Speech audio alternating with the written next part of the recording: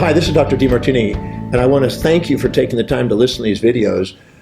From the feedback we've gotten already, that they've been helpful and inspiring to people, and so I know that if there's been some nuggets in there already, but I'm absolutely certain that if you take the time to do the master planning, you're going to get results.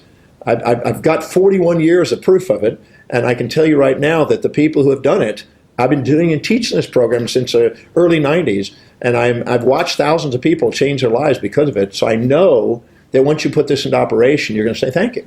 And I'm very grateful in advance of what you're going to do, because I know you're going to come up to me and you're going to give me a hug or a handshake, and you're going to say thank you. This is what's happened to me since I did the master planning and got clear about what I wanted.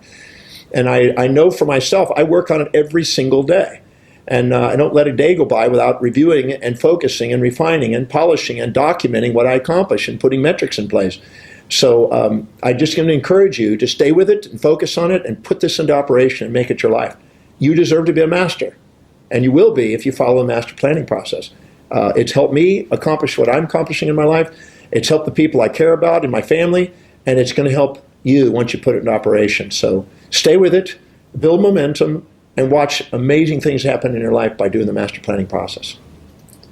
Thanks so much, John. In this video, we're going to be going through and doing some master planning myth busting, looking at where people might go wrong and what the fix is for that, and generally just because people go along to seminars or read books and they take one single idea and they hold on to it, and we want to bust these wide open. So this might get a little wild, it might get a little bit raw and real, and so that's fun. And I'm just going to throw a bunch of questions your way, John, and so we can tear them apart and get to the goodies inside. So the first one that I wanted to focus on is something that I've seen a lot of people, like they talk about it and talk about it and talk about it, but I think they're putting too much emphasis on it. Do goals have to be in present tense language? Like, has anyone ever achieved a goal that wasn't written in present tense language? And how important is that in the hierarchy of between doing things and not doing things and writing it and all of these things? Can you help us put this in perspective? Well, I think that if you have a goal inside your heart and your mind that is so inspiring to you, you won't let anything stop you from it. If it's aligned and congruent with your highest values, you will do whatever it takes to get it. That's just, there's no turning back. That's the day you make things happen. And whether you write it down or talk about it, you're still going to get it. The value of writing it down and concentrating it and getting it really clear and concise, it allows you to expedite the process. It allows you to see and work through in your mind the obstacles and come up with solutions instead of having to just face them randomly and react. You're preparing for it in advance. Now, if you can put it in a time frame that is now or realistic, fabulous. But there are some things that you'll say that my growth in my business is going to be 10% this year and 10% next year and 15% or something. You can put it into time if it realistically needs to be broken down into time. And some things you may need to do it in the present tense. You look at how it needs to be appropriated. Because there's some goals that I have that are going to be progressive. As I started savings, I increased my savings every quarter, and I increased it. Then I reran a projection of where I would be from that quarter on, and if I kept that up. And then I did it again at the quarter. And I did a geometric progression, so I could see that in 1 year I will be here, in 5 years I'll be here, in 10 years I'll be here, in 20 years I'll be here, and I could do it. So my goal was, today I'm going to basically commit to the forced accelerated savings electronically. But as the quarters go along, I'm going to be increasing and accelerating it, and I will have this amount by these years. There's no harm in putting it into time. But at the same time, today, what you're going to do is you're going to put it into what's today. You may have a goal that I am now a financially independent individual. I'm now taking the action steps today that's going to guarantee and assure that that outcome's in place. So you can put things in time that are now and put things time into the future. You just need to be appropriate to what that language is. Yep.